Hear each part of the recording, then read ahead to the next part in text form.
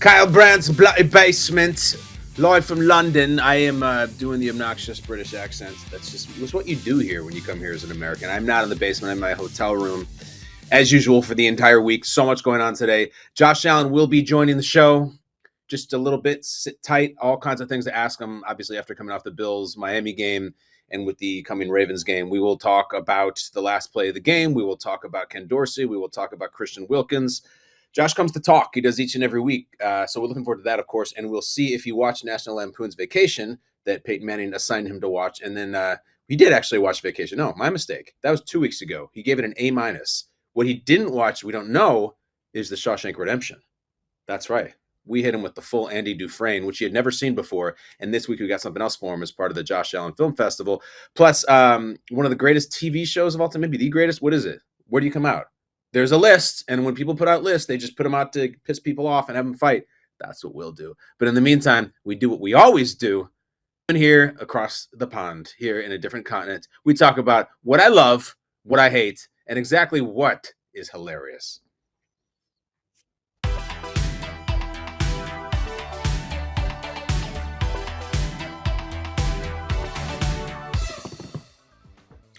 Feels good to say this one. I'm going to say it nice and loud. I love these 2-1 Cowboys.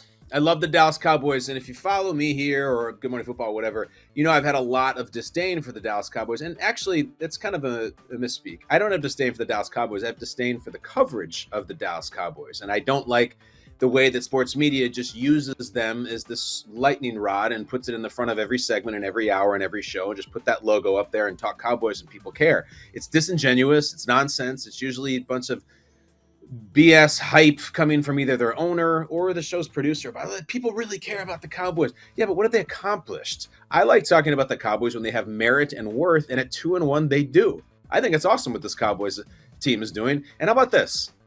Never mind sexy Cowboys, never mind flashy Cowboys. How about gritty Cowboys? And gritty, I don't mean the dance that all my 8-year-olds do on the flag football team I coach. I mean actual grit, intensity, determination. This team has it under the Cooper Rush watch. They did a lot of things in that Giants game last night that other so-called more talented, flashier Cowboys teams wouldn't have done, especially on offense. Look at this Cowboys team. It's almost kind of likable. Cooper Rush doesn't say squat, doesn't do squat, doesn't celebrate, doesn't have a celebration. They run the ball with Tony Pollard, who I'd say the same things about. I've been campaigning for 2 years, banging on the table to have him be the primary back. He is. Zeke is the change of pace guy, which is a nice role for him. CeeDee Lamb, sure, he seems like a super talented, classic Dallas Cowboys player. CeeDee Lamb made a catch on 4th and 4 last night, right at the sticks that was like a Hines Ward catch or a tight end catch. It was strong. It was intense, and he did it. He had a bad drop, but whatever. Young player made up for it late at the game. And then the defense, the Dallas Cowboys lead the NFL in sacks. They hit. It's awesome. It's not just Micah Parsons. They hit. They destroyed Daniel Jones. That's the reason they won that game. You don't hear Mike McCarthy talking much right now. You don't see his big face on TV getting all red and flustered when they mismanage the clock. We'll see where this goes. And the Eagles are probably the best team in the league right now. At least they have the best record, tied with the Dolphins. But I like this Dallas Cowboys team. It's like they got a new bag. It's like they got a makeover or something. And maybe it is because it's Cooper Rush. But they're sitting here to tell you about it. Cooper Rush, we got thoughts on Cooper Rush too. Just joined Roger Staubach and Jason Garrett as the only Cowboys quarterbacks in franchise history to win their first 3 career starts. And Jason Garrett was just a passenger on the mid-90s Cowboy machine, and Staubach was like Captain America. That's what Cooper Rush has just done. And then how about Micah? How about the superstar? Micah Parsons says after the game, and I have this written down. I got to read it perfectly. This is a quote. Young, incredible, reigning defensive rookie of the year. Quote, Micah Parsons, "I'm here to play. I'm here to be great. I could have a stomach virus. I could be pooping my pants, and I still want to play. I don't want to be held back. I live to play the game. Me at 60 is better than most people at 100. I just want to play." I love you, Micah. I love you. And I actually really like your Cowboys team. I do. You know what's a fascinating place to go with the Cowboys team? They're currently at 2-1. And out of nowhere, it seems, Dak's hand is getting better. He's getting ready soon. He'll be back. Let's just play this out with me. They get to 3-1. They get to 4-1. They're cruising. They have chemistry. Cooper Rush is nothing spectacular, but he throws for 195 yards and 2 touchdowns with no picks. They get to 5-1, and Dak's like, clean bill of health. I'm ready. Is there anything weird there at all? I'm obviously Dak is the future and the paid, and he's the better and more talented quarterback. But here's what I would encourage you to pay attention to when all your Dallas Cowboys news comes out, whether it's Jane Slater or Ed Ward or whoever it does, the phrasing that they're using. A lot of, we want to make sure to do what's best, not only for our organization, but what's best for Dak. We're going to be very cautious with this. We're going to think in the long term. Those are BS terms that people use sometimes when they're like, take your time getting back here. We're going to ride this Cooper Rush thing out. It's a really interesting thing that's going to go on because they don't play a spectacular brand of football, but they're 2-1. Maybe it all come crashing down. I don't know. I don't care. We talked about that this morning, and it's the same deal. Jacoby Brissett keeps winning. They get to whenever Deshaun Watson's back, and who knows, they're 9-4 or something. I don't know how the math works out. Do you just ride him? Obviously, a totally different conversation. But I've spent the last 20 years having TV producers explain to me, always talk Cowboys. People love Cowboys. Do you love Cowboys? Are you loving me talking about Cowboys right now? Or are you just like, shut up about the stupid Cowboys? I respect it, but I'm talking about them because they're actually winning, not because it's supposed to spike ratings for me, which is still, I think, an old, tired, archaic thing from the mid-'90s when TV ratings were skyrocketing and then the Cowboys the biggest show in the game. I'll talk about the Cooper Rush Cowboys. I like them. In fact, I love them. That's the name of the segment. Now, though, we got to get to what I hate. Let's ride. Come on.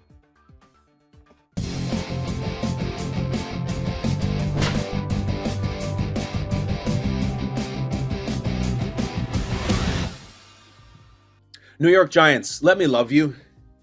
Let me love you. I want to. I'm genuinely into it. Respect the history. Respect the Mara family, and they're one of the bedrocks of this league. I live in Giants country. I live in the suburbs outside of New York, and it's every single dad, mom, kid with the Giants jersey, the Saquon jersey, Daniel Jones, Eli jersey, Strahan's jerseys, the occasional LT jerseys, who was at the game last night. I don't really understand how LT can still be celebrated. It's unsavory. But I want the Giants. I want to be able to like them and love them. They have not been good since 2016. They have not been good since they went to Lambeau and played a terrible playoff game, and Odell had 12 drops and kicked his foot through drywall, and they lost, and then they've been hiring and firing coaches ever since, and they just won't let me do it. Last night, they should have won that game. They really should have. That was prom for the New York Giants. They're hosting the Cowboys, a beatable Cowboys team. They asked the fans to do all that nonsense about wear white, which they did a lot of, and you're in the game, and it's tight, and it's late, and you couldn't do it because the New York Giants are the almost team. The New York Giants almost win the game. They almost make the tackle. They almost catch the ball. That's them. And there's a whole fraternity in the NFL of almost teams. There's almost franchises. The Giants are not that because they got the hardware and they got skins on the wall. But for half a decade at least, they're the almost team. And it's terrible because they have no one to throw to. People say, the Giants don't have the horses. They have horses. Their horses either don't run or are injured. The Kenny Galladay situation is nuclear winter. It's ridiculous. Kadarius Toney, they drafted him, hurt, not doing squat. The guys out there are terrible. Now Sterling Shepard injured again. I don't know. I like the Giants. I like the Brian Dable situation. And now they got Sterling Shepard is hurt, and he's out, torn ACL, just out. And so it's like, here's the deal with the Giants now. They're basically screwed unless Saquon Barkley has a 2,000-yard season. Daniel Jones is not going to be the quarterback next year. It has all to do with finances. The only way he would have ever been the quarterback next year is if he had some spectacular, almost flirting with an MVP talk type season. He's not going to have that. He can't have that. I don't think that Aaron Rodgers or Patrick Mahomes could have an MVP season with what they has around him. I don't know if they could have a winning season. That sucks. It's just all a shame. And last night was the night. That could be the last time we really talk about the Giants in the show for a long time. I hope it's not true, but that was it. Cowboys there, and their billion-dollar quarterback is injured. You got a guy that you drafted in the first round, and you're losing to some guy named Cooper. It just sucks. It's a bad look. They're the almost team. I wish they were the actual team, but they're not. The almost team loses that game. I don't care who's injured, who's out. You win that game. Find a way to win ugly and stack wins. It's frustrating for me. Daniel Jones will not be a Giant next year. It doesn't make any sense according to their contract structure and everywhere. So that's it. You got about 13 games left of watching him. I hope it's fun. But if they win that one, we could have started a different conversation. It's over. Don't be the almost team, New York Giants. Don't be. That's where we're at. It's a very negative take. It is called what I hate. It's not what perturbs me. It is what I hate. Isn't that what I promised? Let's get, though, to what I love. And I love two guys just yapping at each other. Let's go.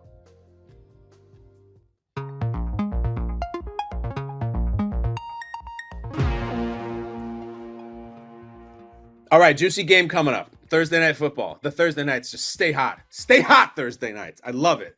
Here we have the Cincinnati Bengals, who get up off the mats. They get a win against the Jets. I don't care who it's against. They're 1-2. You can go 0-2. It's tough. You can go into. You can't go 0-3. Once you're 0-3, get the hell out of here. That's when you do the TNT inside the NBA, like gone fishing. 0-3, you're out of here. They win. They're against the Jets. They I don't care who they play. They're in. So now Thursday night, you got the Bengals. And then you got the Dolphins. And the Dolphins are just feeling it. And they're the number one story in the league. And they got the new coach. And they got the new receiver. And so Tyreek has this incredible win over Buffalo. And gets to the locker room. And then immediately people start telling him, oh, yeah, you got Thursday Night Football coming. He says he doesn't even know. And then once he finds out, he's very, very, very feeling it about who they're playing, and specifically one of the corners he's going to go against. Check this out. This is Tyreek after the game. Oh, we play on Prime Time that week? I didn't even know that. Amazon Prime. Oh, we play on Amazon Prime? Thursday. Oh, that's going to be lit right there. I didn't even know that for real. So, but, yeah, we're looking forward to who we play? Bengals. We're looking forward to the challenge. It's going to be fun, you know. And I can't wait to go against Eli Apple, man. I owe you, boy. I owe you. I'm here. The cheetah is here. That's a great soundbite. The visual, spectacular. That's a superstar. That is if you love him or hate him, I don't care. That's a superstar. Looks like one, talks like one. I'm almost calling BS on that he didn't know they were playing Thursday Night Football. Every player I talk to now, when the schedule comes out, it used to be they're like, well, it used to be I'd look for my bye week, but no, now I look for the Thursday night game. That bleeping Thursday night game. I want it early in the season. It's always so hard on my body. And it's relatable. Imagine if you will, let's say that, I don't know, for 51 weeks out of the year at your job, you wake up at 6 a.m. and you get dressed and have breakfast and go. But then for just 1 week out of the year, you wake up at 1:30 in the morning and go to work.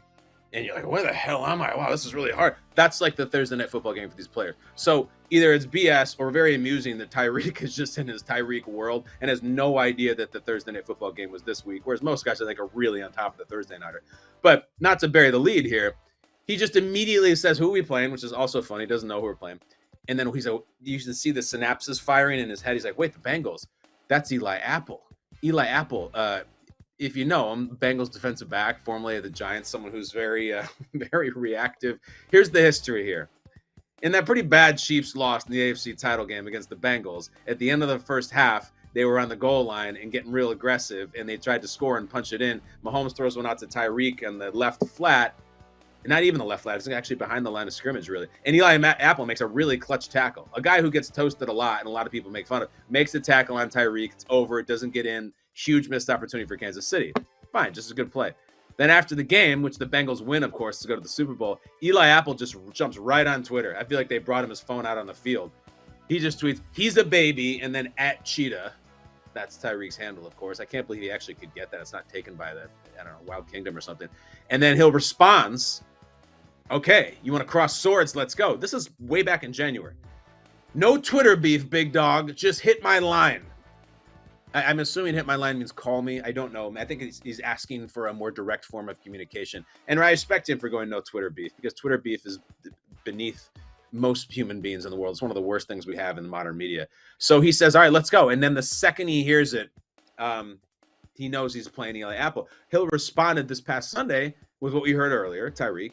And then Eli Apple was asked for a response to his response, and he hit him with the all-time classic first ballot Hall of Famer athlete quote, no comment.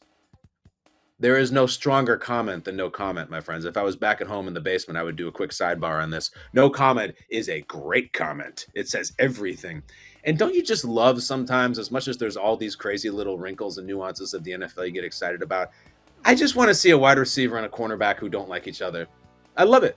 I want to see them talk before the play, talk after the play, talk during the play.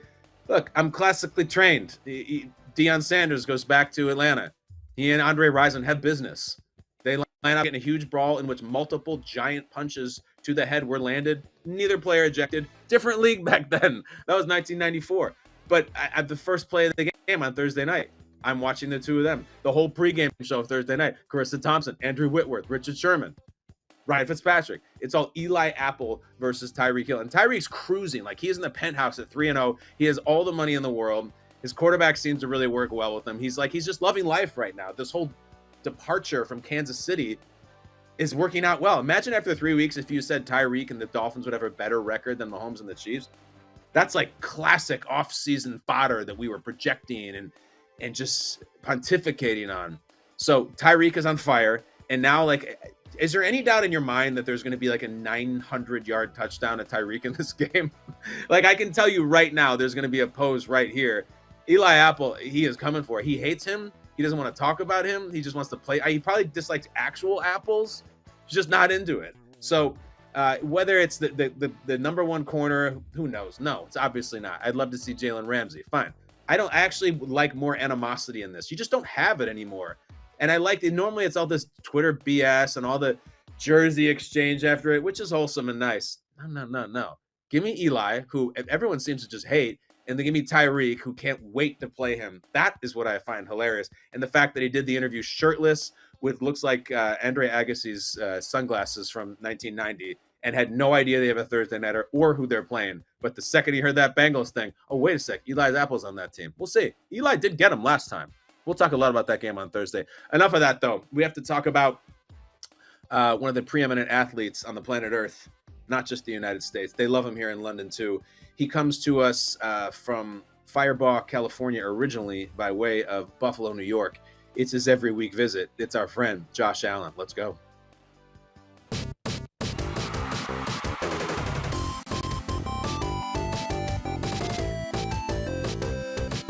And there he is.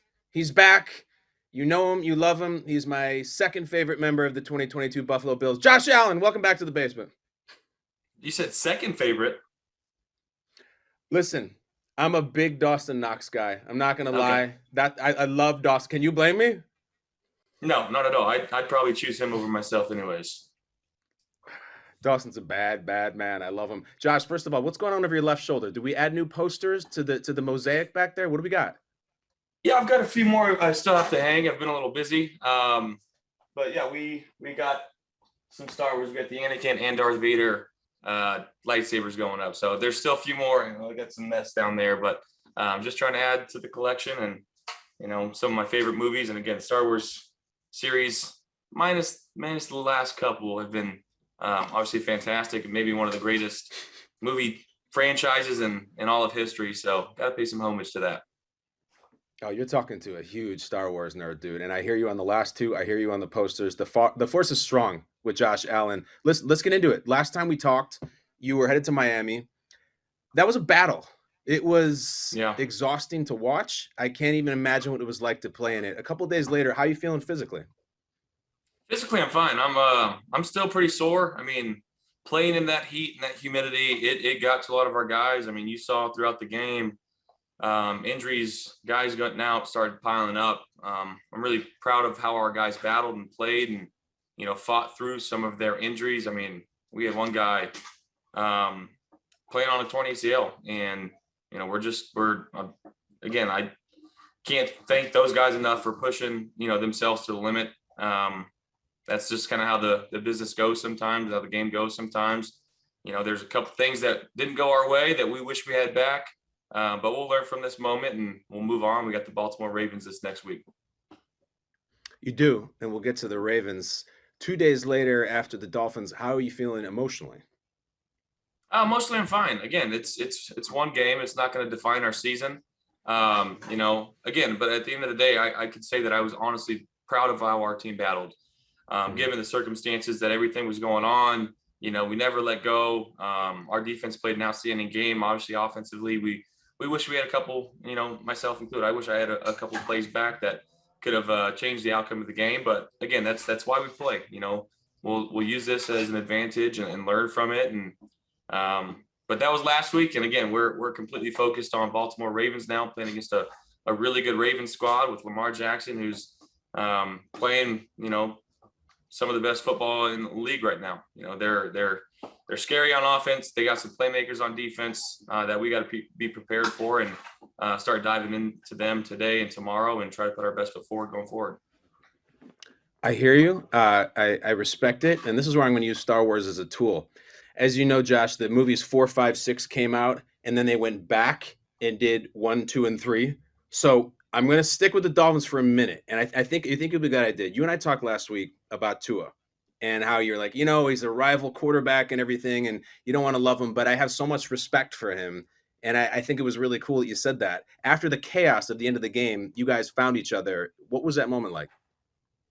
Yeah, again, he came up to me after the game. I go to seek out every quarterback after every game, win or lose, just to pay respect and say what's up and say good game and to stay healthy. And but he leaned into me and I leaned into him, and we exchanged some words of just how much admiration and respect that we have for each other. And I really respect him for coming up and saying some of the things that he did.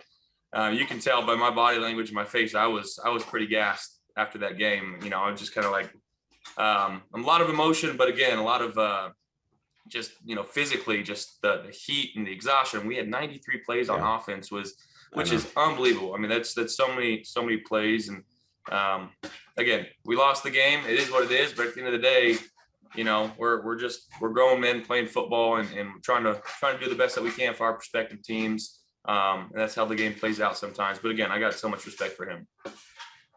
Yeah, I do too. I think it's really cool that you say that. You mentioned the 93 plays. As best as you can, walk me through play number 93. Yeah. Second and long, no timeouts. Just trying to make something happen and throwing something in the middle to Isaiah McKenzie. Obviously, we needed a field goal to win the game there. He's trying to get out of bounds. He did everything in his power. Situationally, and I take this upon myself. We weren't where we were supposed to be in that game. And, I'm thankful that it happened week 3 of the season so we can learn from it and move on and have a better plan moving forward. But again, every game, every situation is different, and you got to figure out the flow of the game and understand what's going on. But it'll help us. But yeah, that Isaiah's trying to get out of bounds. We try to get the snap off. Unfortunately, just ran out of time. But that'll help us moving forward. So the game ends. It'll help you moving forward. You get the Dolphins again. You see Tua. You leave the field. At what point after the game, or even when you got home, did you first see the Ken Dorsey reaction video? No, we saw it on the bus ride going to the airport. He's the one that showed it to me. And really, everybody's going crazy about it. Man, I can't tell you, our guys freaking love seeing that. And that's not him being mad that we lost. That's not him being angry that we didn't perform the way he was so upset because, and this is from his mouth, like he loves us and he appreciates us so much for putting everything that we had online, 93 plays and 105, 110. That's what it felt like on the field. He was so upset that we felt the way we felt. And as a player looking at your offensive coordinator, having that much emotion and care for the game, and he prepares so hard that he wants to win. He wants to do everything in his power to win. And guys see that and they truly believe like that's a great sign from an offensive coordinator, someone that cares so much about, one, his players, two, the game plan that he's putting in. He shows so much pride in everything that he does. So I know people might be making a big deal out of it, but as players, we freaking love seeing that. And it says a lot that he came up and showed it to you. Take me through that. How does that even work? He taps you on the shoulder and says, "Josh, check this out." And he shows it to you on his phone. Yeah, I'm rocking on the bus. I'm slightly sore. I'm sitting down. He's like, "Hey, did you see after the game?" And I was like, "No, I didn't." He like leaned over and showed me his phone. He's like, "Well, I probably shouldn't have done that," but he is a fiery competitor, man. And when you've got again, that's one thing in this game, right? It's something that pushes us, the fear of losing. We do not want to lose. And when you lose, it should make you feel a certain way. And but again, he wasn't doing it because we lost. He did it because we put so much effort into that game and we battled so hard and we didn't get the result that we wanted. So, we, like I said, I can't thank him enough. And I wish they wouldn't have showed that on TV. I wish that would have kind of been an internal conflict. It happens. That's the way it goes sometimes, but you can take it one of two ways. And as a team, because we know Coach Dorsey, we freaking love him for that. And he cares so much about this team, about this game. And that's in everybody in our locker room's eyes. That's a positive thing for us. For you guys, it's not about meme, it's about team. And that's it was a pretty powerful moment that you can rally behind. All right, last question. You said fiery. You're fiery yourself. At one point during the game, Josh, you're getting up from the pile and you are pissed, and you get a flag for it. What happened? I mean, I think anybody with two eyes can understand what was going on under that pile. Obviously, I let the emotions get to the best of me, but there are some things that I didn't appreciate down there that was going on, and we'll let everybody make their own judgments for that. I apologize to my team for putting ourselves in a tougher situation, but it is what it is, and we'll move on. I know I'm going to probably get a fine for that, but I hope they kind of look at some other stuff too. There's a lot of other stuff. The player in question said after the game, quote, "With alpha males, that's how it goes." Do alpha males grab each other's groins on the football field? Not typically, and that's, it is what it is. He's a competitor, and that's just kind of he's been known for that. Going back to college, Yeah. So I should know that and shouldn't let it get the best of me, but sometimes it just does. Sometimes you see red and things like that happen. But I'm not here to make any claims or throw anybody under the bus. It is what it is. I shouldn't let the emotions get to the best of me. Josh, Bills at Ravens. You and Lamar, same draft class. What's your relationship with him? I freaking love Lamar. I have so much admiration and respect for him. Obviously, that's my dog right here too. This is Sky. Oh, what's the dog's name? This is Sky. She's a silver lab. She's going crazy right now. She's the best though. Freaking love her. Oh, that's beautiful. But back to Lamar. That's okay. I can't say enough good things about Lamar. Again, the way that he plays the game the right way. He loves his teammates. His teammates love him. He's playing, some of the best football in the league right now. And, we all know the pre-draft notions of what was going on with that. So to see him lighten up the league and doing all this stuff, it's inspirational. And I know it's inspirational to a lot of the kids in Baltimore, and a lot of kids in the country, that have been told that they can't do something. They go out there and, not necessarily prove everybody wrong, but prove themselves right and have that internal belief. And he's always had that, going back to college. I remember sitting in my, we were playing, I think it might've been Northern Illinois. We in the hotel, and they were playing Syracuse. He just absolutely went off. He hurdled the guy and just went nuts that game. It was my first introduction to Lamar Jackson. I was like, this dude is absolutely nuts on the football field. There's not many ways you can stop this guy. So our defense is going to have their hands full, and offensively, we're going to have to do our best job of putting up points. It's awesome that you're sitting in DeKalb, Illinois, watching Lamar highlights in a hotel room. Yeah. We all were watching the same game, man. You were riveted. Yeah, it really was. Listen, you and I talked a couple of years ago, and it was before you had your long-term deal, and we talked about the idea of being franchise tagged, and you were funny. You're like, ew, franchise tag as a quarterback. You got your deal. Lamar doesn't have an agent. He doesn't have a long-term deal. He just kind of does him. He does it in his own way, and he goes out there and just makes plays every single week. Never mind you talking about his situation. Would you ever been able to do that as yourself? Just no agent, no long-term deal. I'm just going to bet on myself and just see what happens. It's really unique. Yeah, I mean, I think there's a couple ways you can look at that. I think him betting on himself, and the way that he's playing it's gonna pay off. And again, there's that internal belief that he thinks that things are going to work out and he's going to stay the course. And the fact that he doesn't have a deal is kind of crazy. But I'm sure there's one coming soon. And if it's not with them, it's going to be with somebody else. He's that special of a player, and he shows it on the football field week in and week out.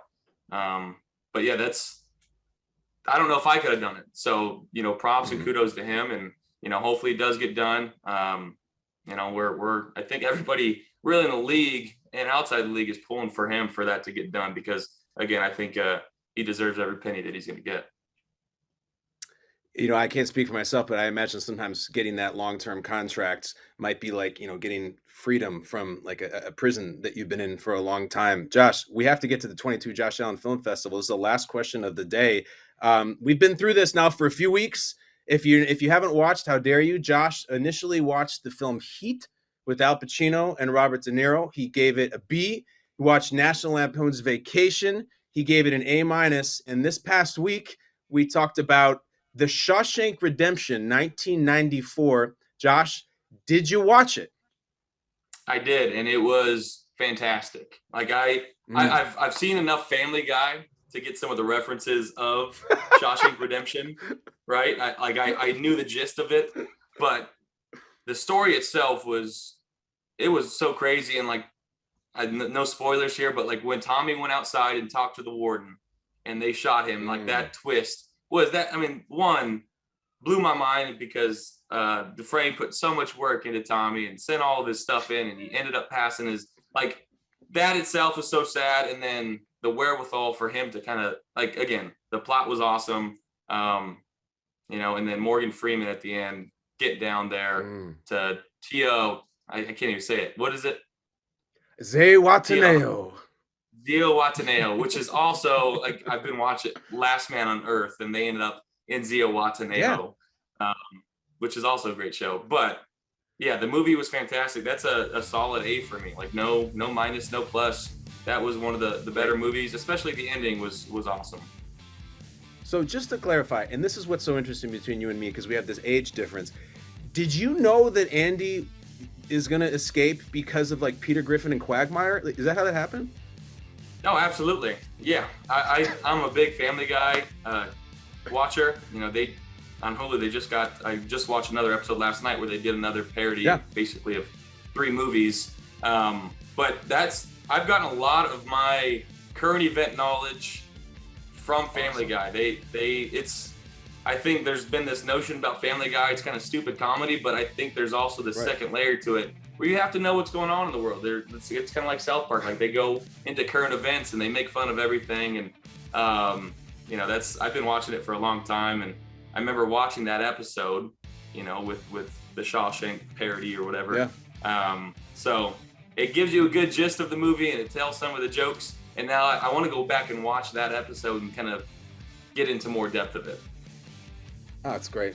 Josh is so perceptive. I love that he goes to the Tommy storyline, which is the smaller one within the movie, but really shows the heart and how cold the warden is. But Josh, we're going to get you out of here with an assignment. We've gone drama, comedy, drama. So I know you're a big comedy guy. Have you seen 1998's There's Something About Mary? Is that with Ben Stiller? Yes. And Cameron Diaz, have you seen that one? And Brett Favre? Yes, I have. Yeah, Brett Favre's great in it. Pulling from the headlines. Yeah. So I'm going to list a few movies. Dumb and Dumber, Ace Ventura, Groundhog Day. Have you seen all of those? I've not seen Groundhog's Day. There we go. All right, Groundhog Day, 1993. Bill Murray, Andie MacDowell, iconic movie. Josh, you're going to love it. It's so original. It's so smart. Are you prepared for the 4th installation to watch 1993's Groundhog Day this week as you prepare for the Ravens? I'm in. I'll download it today. Be ready to go. That's our guy, Josh Allen, the best. We love you, man. We appreciate you coming in every single week. We cannot wait to hear your thoughts. Really good review of Shawshank. Perceptive, analytical. That's why he's the QB1. We'll see you next week, dude. Appreciate you, Cal. Thanks for having me on. Appreciate you, Josh. That's our guy. Best in the business, Josh Allen. Lot to unpack there. I know you will, and I know we will here in the basement. And meanwhile, he's got the Ravens next. We'll talk to him next week after he faces off with Lamar and Baltimore. And we'll see who he thinks about the film festival, latest installation. That's a tasty one. But in the meantime, it's nothing but tasty ones from this man. Our guy Sam Pepper brings us into a little world we call Brandt awareness.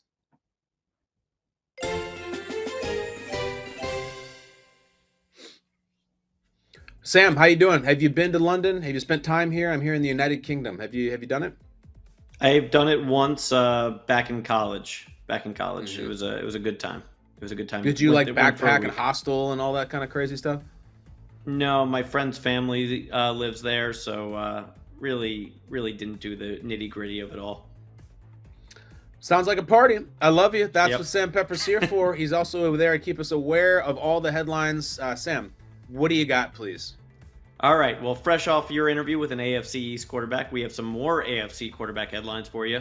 Mac Jones, who's going to miss multiple games with a high ankle sprain, was asked about his injury yesterday and had his own version of Belichick's on to Cincinnati.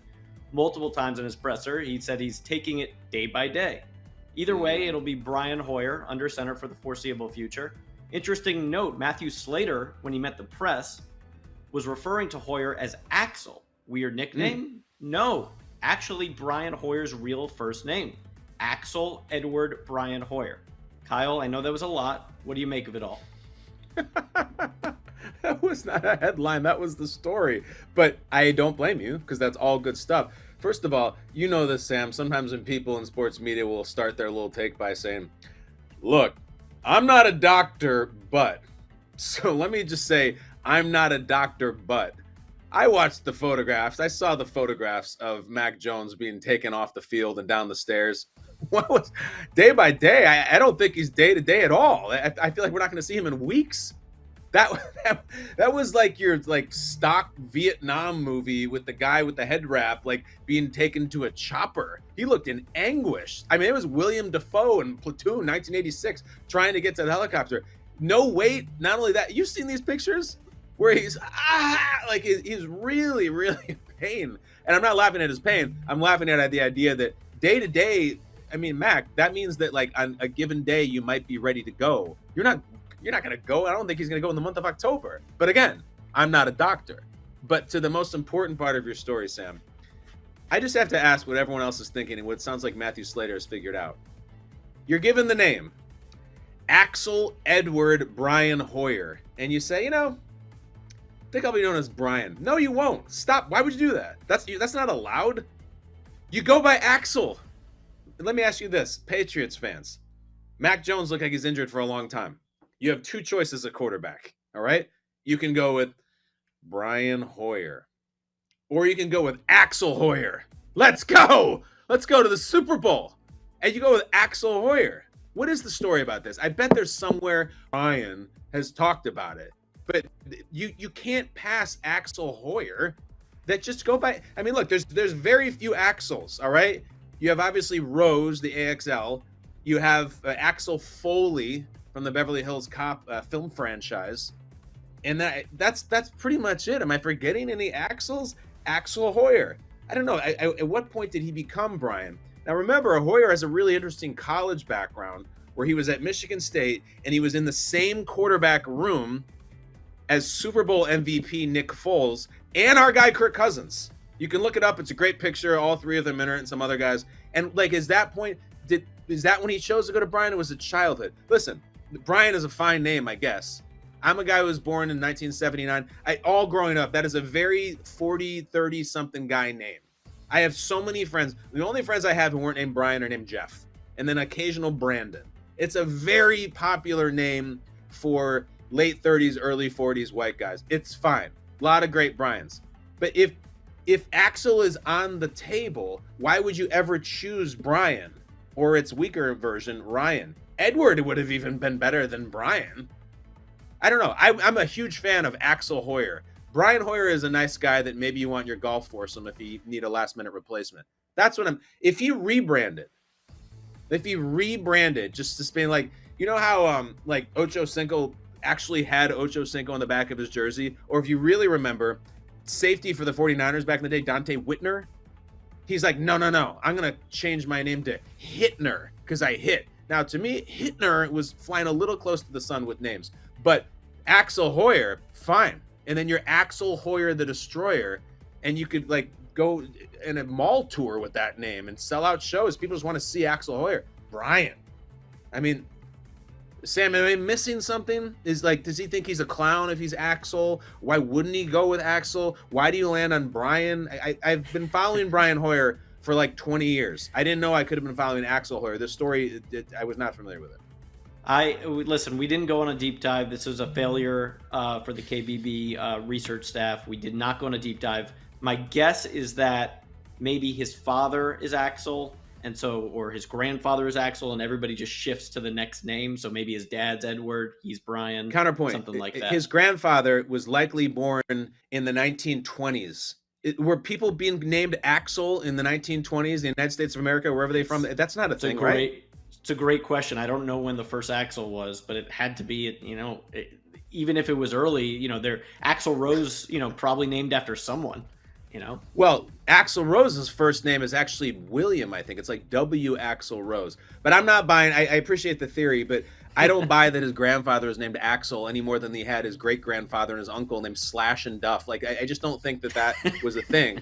So I'm glad that Matthew Slater, who is like one of the most beloved players ever, is putting – because remember, Matthew Slater, like, he comes from Jackie Slater. Like, he's a legacy on himself. So he could have been Jackie Jr., and then he could have been on The Sopranos, which we'll talk about later. Next headline. We're running out of time. Let's go. We are. More AFC East news. My quarterback, Zach Wilson, could be back Sunday for the Jets in Pittsburgh. Robert Saleh is hopeful, but it will be ultimately up to the doctors. Kyle, how should Jets fans like myself feel about this? Yeah, this is like a do you care question. Do you care that Zach Wilson? Yeah, I do. I absolutely do. I'd like to see that kid. I mean, that's a pretty big deal here in New York. And as we're sitting here watching Daniel Jones, who was also a top pick like Zach Wilson, the Jets had some vibe. I mean, certainly after the Cleveland win, that was a big deal. It all came crashing down. They got destroyed by Cincinnati, but I don't even feel like it is the Jets. I hate the preseason injury like we all do, but let's say Zach Wilson was out for the year and they went just crawling through a 6-11 season with Joe Flacco. Do you even blame them? It's just we're just at this point where if the quarterback is injured, it destroys everything. Unless you find some hero like Cooper Rush, that Joe Flacco is not, and the rest of the team isn't as good as the rest of the Cowboys. So I do care. Because, God, if Zach Wilson can play, and I don't need him to be Mahomes, I don't need any of that. But, like, let's just say he is someone who is maybe even approaching like a Dak Prescott, which would be great. That cute little cherubic face of his, those blue eyes, his very, let's just say, unique mother, the offseason story, that is good content, baby. And if it's him and Robert Saleh and the Jets are winning, and there will be 10,000 media stories about him, and I've seen his ex-girlfriend, and I've seen his current girlfriend, and I'm too old to say they're hot, so I'll just say they're very blessed. So, like, the Zach Wilson story is a great story if the Jets show up and he starts playing. Unlike anything else. I mean, like, there's very few franchises right now. Like, who is more quarterback starved for like not even an all-pro, but like a Pro Bowl level quarterback than the New York Jets? I would say the Bears, the Browns, but there's not many others who haven't had like the man in a long time. And so I would like the New York Jets to have the man, just to see how it goes. It'd be different. Sam, our whole life, like, we had a couple of flashes with Rex Ryan. More than that, they just suck. So I want to see what the kid's got. No one wants to see Joe Flacco on the Jets. Respect him, of course. Good person, good father, Super Bowl MVP, all that. No one wants to see that. No one on the Jets, no one watching the Jets. He did a nice job. He got them a win in 3, but just please, no one wants to see a Joe Flacco in the Jets jersey ever. It's fine. We want to see Zach Wilson. I'm with you. All right, finally, Rolling Stone released their top 100 TV shows of all time. Seinfeld is at 6. The top 5 from 5 to 1. Fleabag, The Wire, Breaking Bad, The Simpsons, and Sopranos tops the list. Kyle, your thoughts? First of all, Rolling Stone's such an eye roller. They do these lists just like anybody does top 5 lists or top 10 lists in sports media. It just gets clicks. It gets instant reaction. And most of the time, it just pisses people off. And do people even buy the magazine anymore? They subscribe? I don't know what it is. The 100 greatest thing is always annoying to me. But at least they didn't troll. Because if you take Cheers and drop it in the number 1 spot, and I suppose there could make a case as an influential sitcom, then you're just not only doing the lazy top 100 list, then you're just actually trying to piss people off instead of getting it right. If you put Mary Tyler Moore as the number 1 and say, TV was a different time, it set the table for these shows. They did. They went with The Sopranos, which I do not have a problem with at all. I enjoy. The Sopranos, if you watched it or you didn't, has a massive, massive YouTube presence. I don't know how the legalities work out, but they don't rip down the clips from Sopranos. There are infinite mashups of Sopranos killing season 1, best Sopranos scenes, season 3, Tony's best moments, Silvio's best moments, Paulie's best moments. You could go weeks and just watch Sopranos videos over and over. So I think it helps foster the fan base, and the show is aging really well. If you watch it right now and you'll still laugh at the same Silvio lines or the same Tony lines that he has, the Meadow and the kitchen, they're excellent. I will say this. The Simpsons, I'm not even going to touch because I'm not a huge Simpsons guy and it's too big of a conversation. Breaking Bad, I'm a massive fan like you are. I rewatched it this year about maybe last spring, back in the spring. I just, over the course of like maybe a month, I watched the entire run. My take on Breaking Bad is it ended as the best show ever. Like in the last 2 seasons, I've never seen something better on TV. I got to tell you, the first few seasons, while really good and the characters are great and all the story, there's a lot of Skyler. A lot. There's a lot at the breakfast table. There's a lot of Walter Jr. I found myself doing the 15-second fast forward thing as I'm watching on my phone. There's a lot of it. So we think, oh my gosh, it was all Gus Fring, and they take out the cartel and the stuff buried in the desert, and that stuff's amazing. First few seasons, not bad, not average, not even good. Still great, but best ever, I'm not quite there. I think it's the best ever closing to a show. So I'm going to go with The Sopranos. Sam Pepper, tell me I'm wrong or call out your champion. Who do you got? I mean, I was shocked that Seinfeld's at 6, the low Fleabag. And I would go with either The Wire or Seinfeld. That would be my right. Thoughts. But Better Call Saul at 32, I thought was incredibly disrespectful. And I know it's recency bias. I was shocked by that. First few seasons of Better Call Saul are tough. It's that his brother's storyline with the tinfoil, it drove me crazy. I did not enjoy that character. We got to serve the people there, Sam. We could sit here and be Seinfeld guy and Simpsons guy and all that. What is, because you don't know, I don't know what Fleabag is. I don't think people watching and listening. What the hell is Fleabag? That is a show, and it's supposed to be one of the best ever. I don't know what that is. You should ask the great people of London. It's a very well-respected show. But, obviously not enough people or in the basement. All right, Alex, the producer, is here. He's a British gentleman. He's sitting in my hotel room. Hey, now.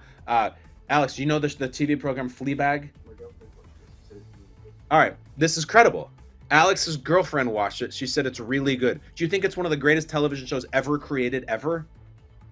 He scrunched up his face. Said, probably not. So, come on now. If he says probably not, then I don't know what Rolling Stone. Fleabag, it's a disgusting name. And maybe I'll watch it. I don't know, Sam. We got to get out of here. I got all kinds of things going on. I don't have time to have Fleabag takes. Respect you. Good to see you. We will see you tomorrow. I can't get into Simpsons and Seinfeld, guy. It is just a rabbit hole I'm not willing to go down. But I will get into this before we say goodbye. Thank you, Sam. I don't have my dartboard here. I usually chuck one, and then we do a random question of the day. Producers give me a random London-based question of the day. Today's question, Kyle, I see it right here. Are the Beatles overrated? I'm going to say no. They inspired almost everything, and I'm not going to go Kurt Loder on you and give you this documentary on the Beatles. I like their music, and I like the variety of their music. I listen to all the cheeky, fun stuff, like I Want to Hold Your Hand. I like that. I like the rock stuff, like back in the USSR. I like when, I'm very amused by when they hit drugs, so to speak, and it goes from, she loves you, yeah, yeah, yeah, to Strawberry Fields Forever. What the hell they're talking about? They're just on the heaviest acid or whatever they were doing. I like that. So I don't think they're overrated. I mean, they're basically next to Jesus in the world figures of people that we look at, but I don't. And I gotta say, the I Am Sam soundtrack, really, really good. I like that movie where the Beatles never happened. I like that Lily James, fetching as hell. When Paul McCartney finally passes, the world is going to be in so much mourning. It's going to be crazy. He and Bruce Springsteen. I hope it happens on the same day. Years from now, of course, because they're two great musicians. But people are not going to know what they're doing with themselves. And by people, I mean my parents. That's it. I don't think they're overrated. I can't wait to see what tomorrow's British question is. Josh Allen, thank you. Love you. Respect you. I'd say the same thing to everybody watching right now on YouTube or listening. Please tell your friends, click the subscribe, click the follow. I roll my eyes out of my head when I say this because it sounds tacky, but it's what makes the business work here. It's Kyle Brandt's Basement via Kyle Brandt's Hotel Room in London, England. We'll be back tomorrow, my friends. Thank you. Love you. See ya.